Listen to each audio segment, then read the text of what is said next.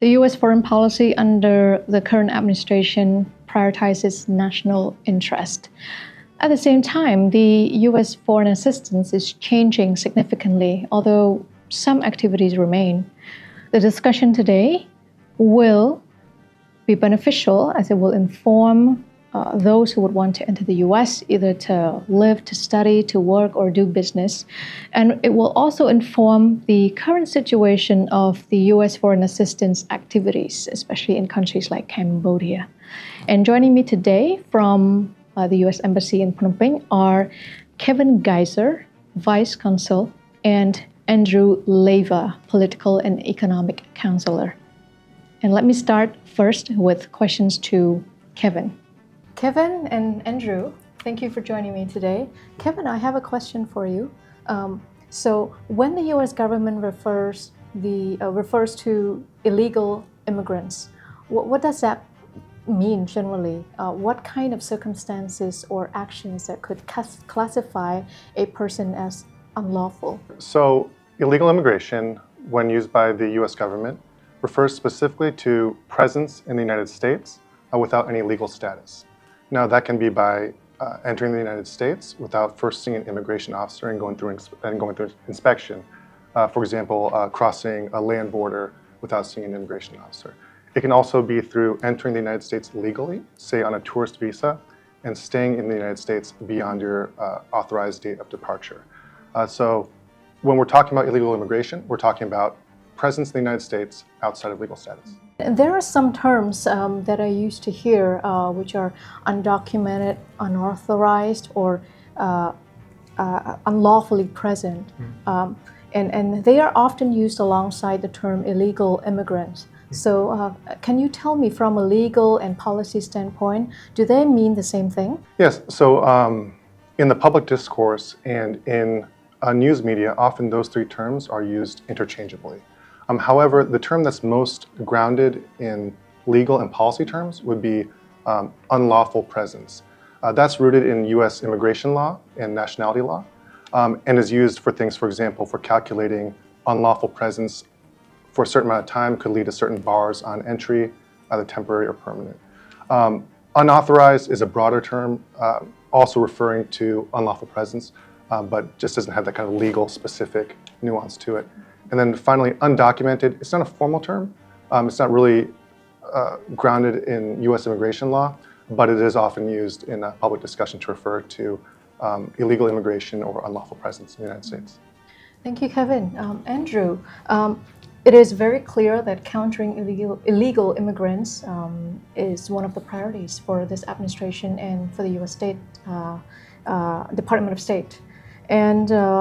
But I want to take a step back. What are the grounds, what are the motivation behind this prioritization? For any administration, the rule of law is very important to Americans, and upholding the rule of law in every context, having an independent judiciary that executes the laws of the United States. And included in that are U.S. immigration laws. And so for this administration, they're very focused on enforcing our immigration laws as a national security and public safety matter. This is why I think it's really good and timely that we're having this conversation, because it's an opportunity to inform and have discussions with the public about this issue, because the United States is very much still welcoming legitimate travel to the United States. I'm from Virginia. You should absolutely come visit Virginia. But we want to inform the Cambodian public about, if you do run into trouble in the United States by committing a crime, getting arrested, or not using your visa properly, that you could face penalties just as you would in any country, and you could potentially be deported back to Cambodia without being able to enter the United States again. So critically important that we emphasize the proper use of visas and any travel to the U.S. So for the sake of the discussion, we refer this term as illegal immigration. So I want to ask you, illegal immigration is not just achieved by the U.S. alone. It should be a cooperation with the U.S., between the U.S. and other countries. So can you let me know how you collaborate with other countries in order to tackle this issue? Yeah, no, that's absolutely right. It's by nature, it's someone coming from one country to another, and therefore it's going to involve and require good partnerships between the two countries. And I guess I would give one example of our cooperation here in Cambodia is on the issue of repatriations. So these are individuals who have been ordered removed to be deported from the United States because of some transgression that occurred. They came across U.S. law enforcement for some reason. And we've been cooperating with the Cambodian government for decades on this issue. Originally signed a Memorandum of Understanding, an MOU, in the early 2000s. And we actually updated that MOU in 2023, so a couple of years ago. Over the past few months, however, we've had really good cooperation on this issue. This is as an issue that is important to the United States, that individual countries uphold their international legal obligations and accept their citizens who have been ordered removed. This is an example of an area of good cooperation, and one where we're working very closely with the Cambodian government to improve our partnership even further. On the cooperation between the U.S. and Cambodia, I'd like to expand our discussion into foreign assistance.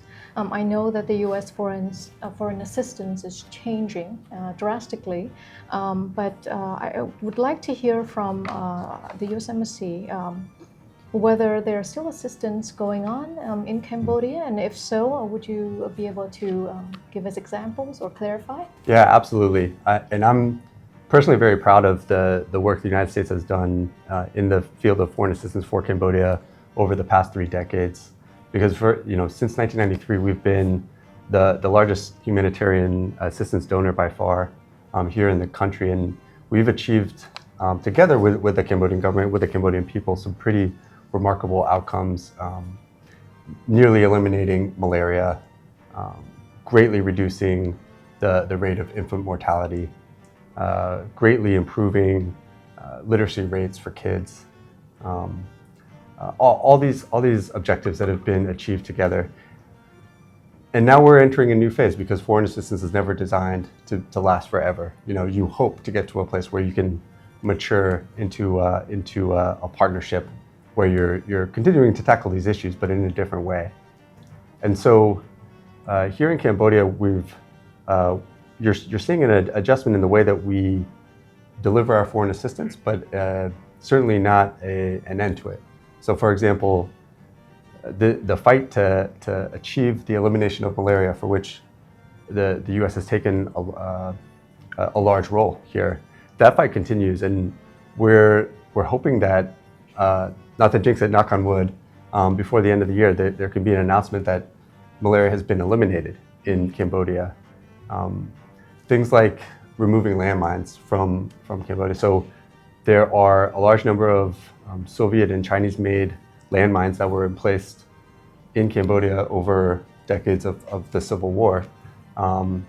We've been working to the tune of about $10 to $12 million a year to help remove all the landmines out of Cambodia, as well as all of the UXO that was dropped by the United States several decades ago. So working in parallel to remove both of those items. So that work, our life-saving health work will continue, and perhaps we're shifting our focus and prioritizing the specific programs that will save lives.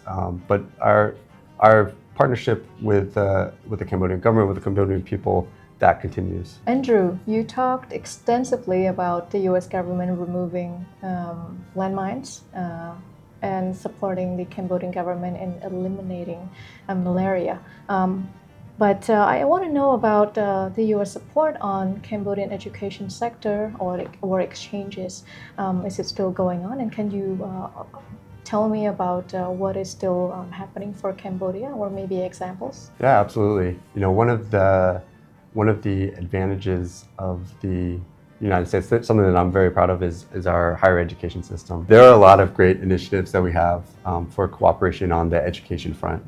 And these include Fulbright, which you know very well, being a Fulbright alum, as well as IVLP, which is our International Visitors Leadership Program. This is where we at the embassy nominate a wide range of community leaders, government officials, folks from all sorts of different sectors to go back to the United States and engage with different parts of our government, our business leaders, think tanks, and have a culture, have an exchange of ideas, and then bring those ideas back to Cambodia.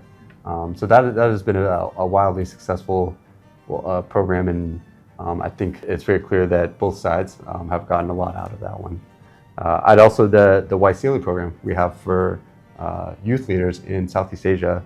𝐂𝐚𝐻𝐸 is the Young Southeast Asian Leaders Initiative. And this is beneficial both for our bilateral ties for Cambodians engaging with American officials, but it also, the program is designed so that it helps create a network amongst different countries within the region. So young thought leaders, future leaders have the chance to engage within the region and then also with the United States. And I'd be remiss if I didn't also mention one of the most famous alum of US programs, the Prime Minister himself, Cambodia's first graduate of the prestigious West Point US Military Academy back in 1999. And I'm proud to say that we are, in conjunction with the Cambodian government, working to increase the number of Cambodian military officers in these professional military exchange programs back in the United States. So that's an area where we're looking for, we're going to see our cooperation and our partnership grow in the coming years. Thank you, Andrew. I think it's very good to hear on these results, on this achievement, because I think the news, the media also should be talking about this more in terms of the U.S. support for Cambodia that is still going on. And back to the visa process or the visa policies now, I want to turn to Kevin. Kevin, in the past, I think, years, there's been a lot of updates on the visa policy. Can you let us know what are the updates or what are the latest visa policies that everyone who want to enter the U.S. should know? Thanks, Julie. So yes, while the U.S. government does update visa policy and update the ways that we implement that, our mission hasn't changed. Our mission to issue visas only to those qualified to use it for the purposes stipulated for that visa type. But there have been some recent policy updates. The validity duration of visas to go to the U.S. for Cambodian passport holders has not changed and remains at 3 months for most visa classes. What has changed is we've changed it from 2 entries during that 3-month period into just 1. What that's based on is the Department of State continuously assesses conditions on the ground, overstay rates, fraud trends, visa compliance and behavior, and tweaks visa policy to meet the needs that we currently see on the ground.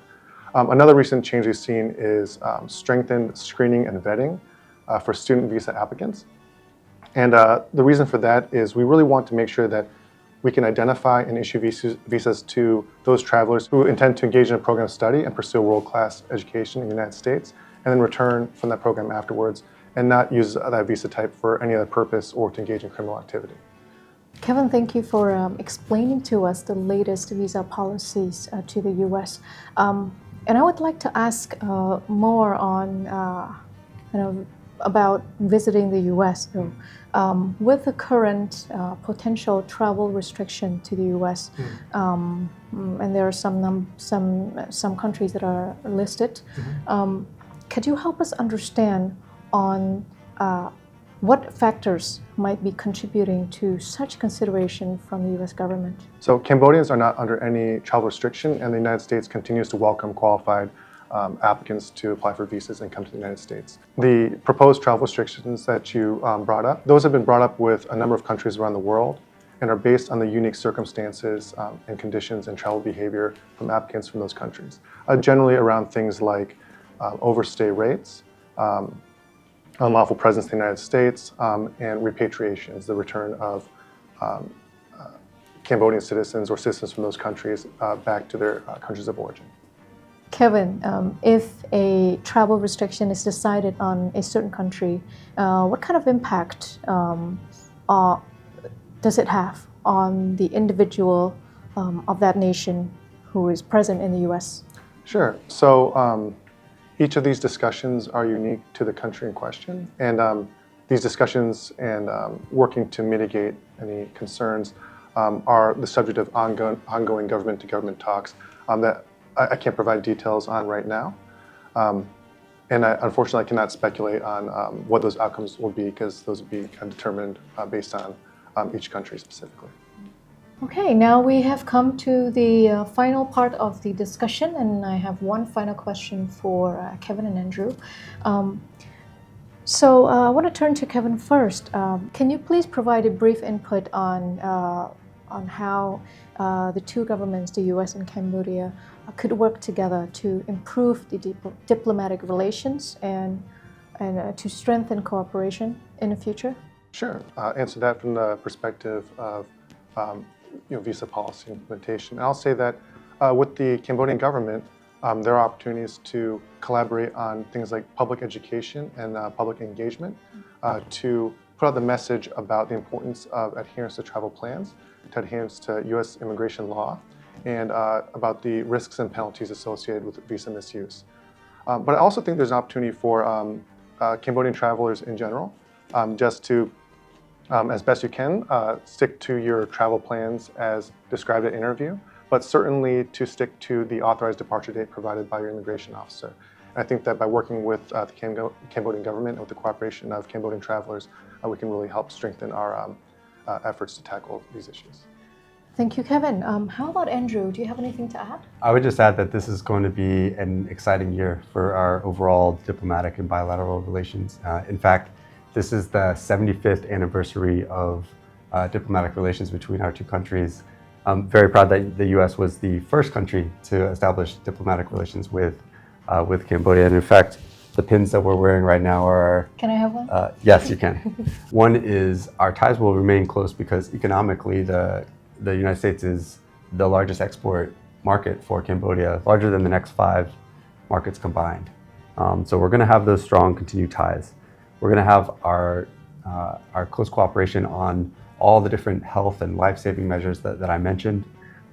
We're also looking at engaging increasingly on our military-to-military cooperation. So last December, we had a visit by the USS Savannah. This was the first visit by a US Navy ship since 2016.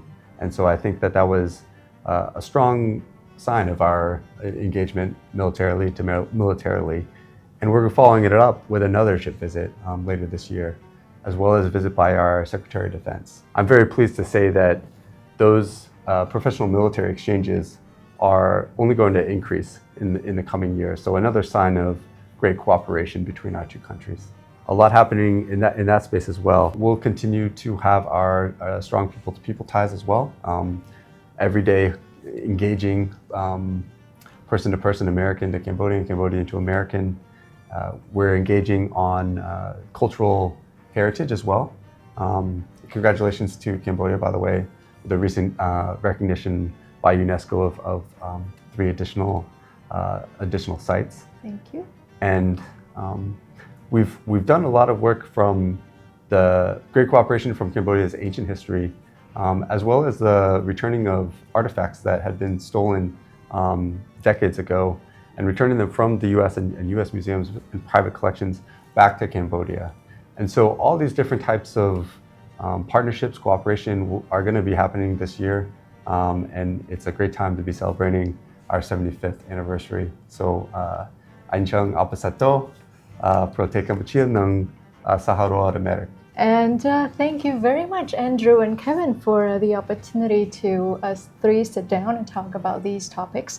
And thanks to you, to the U.S. Embassy. No, thank you as well. And as a small token of our appreciation for both this great podcast and for being a Fulbright alum, wanted to give us a small token of 75 years of cooperation between our two Thank you very much. great countries. This is a very nice token, if you can help zoom on it. Thank you, Andrew, and thank you, Kevin. Thanks for having us.